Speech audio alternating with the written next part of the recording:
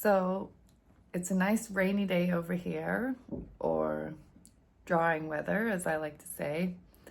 And I have been asked by a few people to cover shading in this week's video. So I'm going to be as brief as I can. This will just be an introduction really to shading, but I am filming by a window. I have set up my clay figurine here as my model, and I've got my page set up here, so hopefully this is going to work for you to be able to see the process of me actually drawing. So here's my model, and I've already got up a good light source. I've got the window open for the extra light. The sunlight, even if it's on a rainy day, just softens the lighting. And as you can see from the ring and the reflection, I've got another little ring light to add to that. So the spotlight's the main thing, because that gives me some nice strong shadows on the figure. I'll just zoom in here if I can. No, I cannot. So basically I've set it up. One of my first videos was about how you establish the composition on your page. So you can turn it whichever way you want. I put a white background behind it so that you can kind of see it clearly. As I was mentioning in my composition video, you want to consider the page that you're drawing on, and when you're setting up your page, you want to consider the positive and negative shapes interlocking as one full, how they're going to appear on one full page. So you can do it whichever way you want, and you're looking also for the shadow shapes. You're looking so that the shadow shapes form a nice design. So there's no right or wrong here. And you can do a series of drawings, which is kind of fun as well. So I'm just going to set it up like this, and I'll focus in on the page here. And first of all, I'm going to just decide how I want my composition to go. So I'm going to create a basic outline of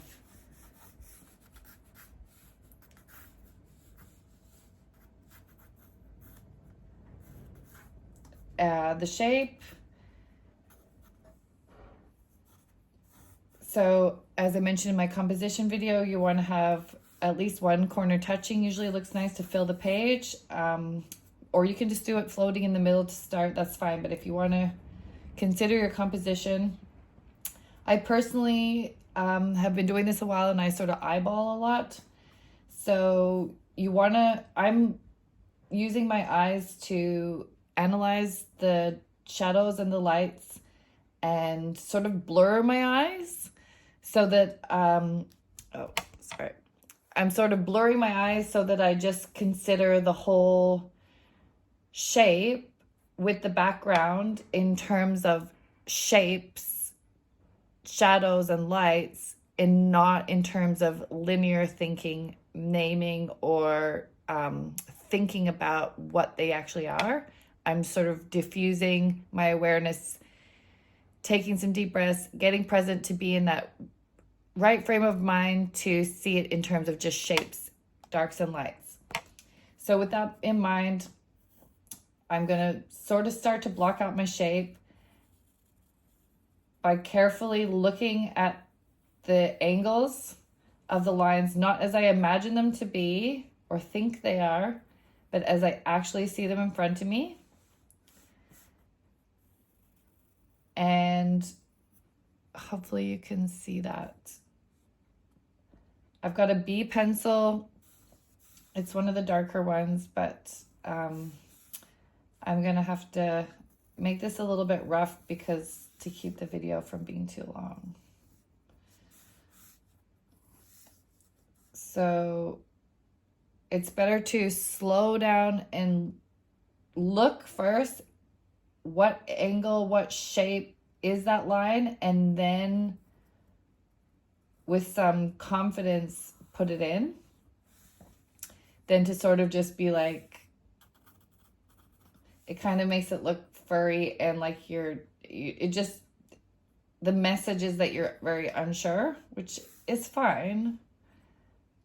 But bold lines tend to be a more captivating story, so to speak.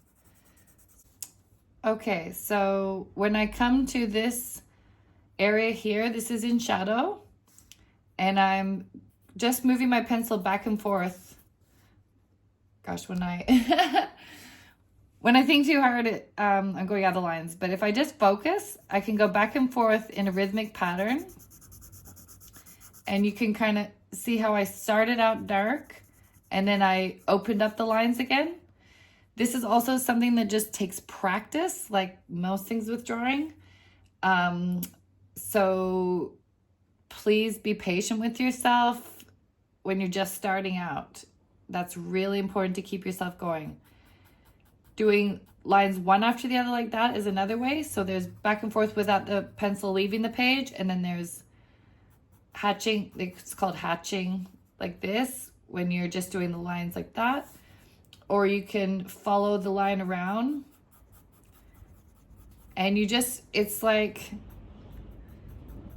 I don't know what the technical, but you know, it's like a fairy touch. You just want to keep it really light, and it's really important to have a super sharp pencil. So using a sharpener is great, but if possible, you want to use a knife to sharpen it down so that the blade is, the pencil is long, and you want to use a sandpaper to get that point, to keep that point sharp. That's going to help with your shading a lot. So then I might go like this, or I might go like so. If I'm doing this area here is not got a line. It's one big solid area with a slightly bit darker at the turn. So I'm not going to try and overthink it and think I know there's an edge there. Instead, I'm going to just draw what I see, which is that there's a shadow shape that goes, and you can, some people like to draw the whole shadow shape in first. I just don't always like those lines on my page, but you can draw that whole shadow shape in and then color it in, being as neat as you can. I'm rushing. You don't want to be rushing. You want to be relaxing. Put some music on, light a candle.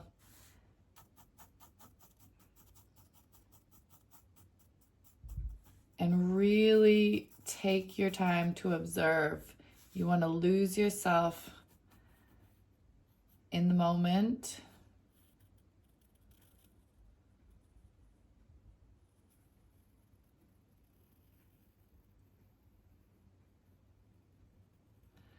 But you also don't have to be a slave to the exact lines. It's better to sort of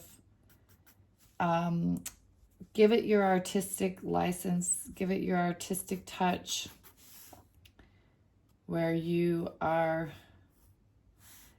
harmonizing slightly, choosing which lines to accentuate.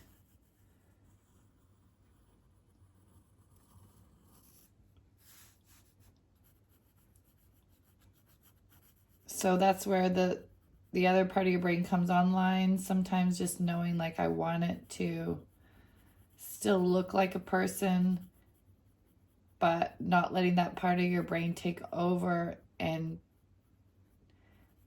draw a symbol. Instead, really picking up on the actual lines, shapes in front of you.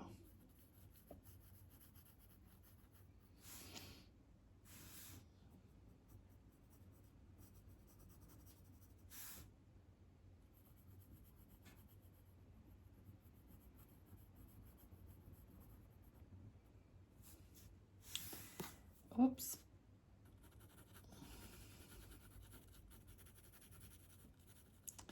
So once you get into shading, it's rhythmic, it's enjoyable. And it also just takes a long time to get all the shadows in. So that's where sometimes you need a long session with a model, and that's where drawing still life or a figurine like this can be really helpful for practicing.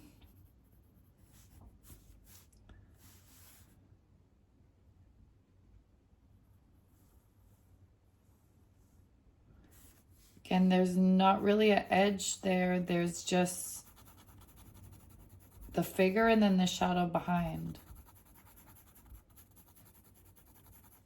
the figure.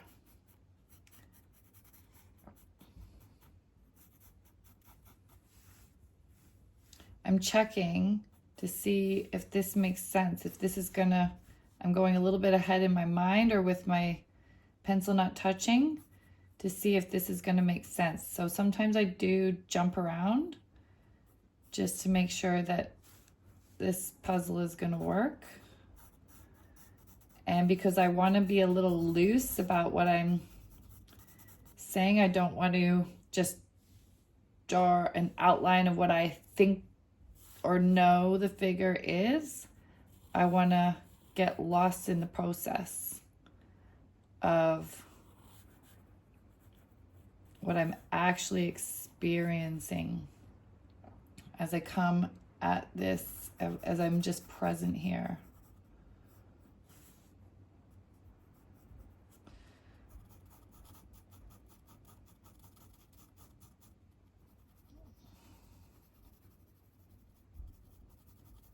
Sensitive. I go like this. I don't know.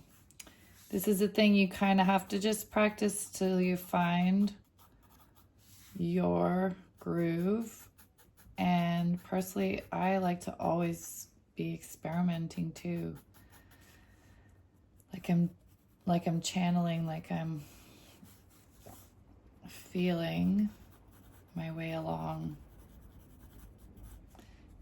And if you see how I've got this edge going one way and this going this way, that makes the shadow look too much like an object. So I need to go back and I'm going to smooth it by making these lines go the entire way.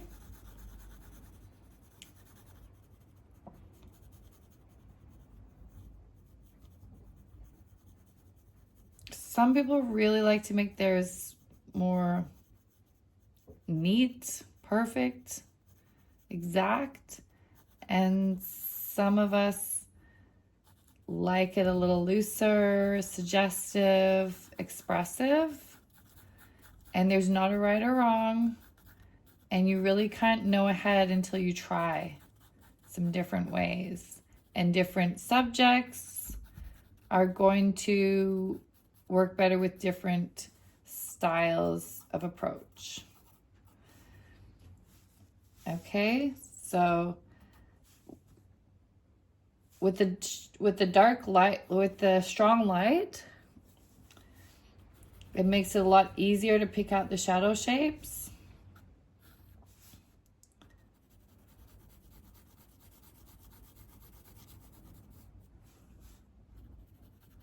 You want to keep all the lines going the same way, and that one layer for a lighter shadow and then cross hatch, so you're going the other opposite way on top for a darker shadow.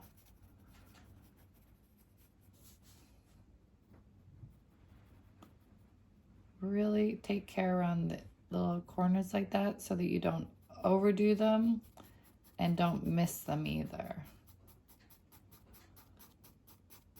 Okay, and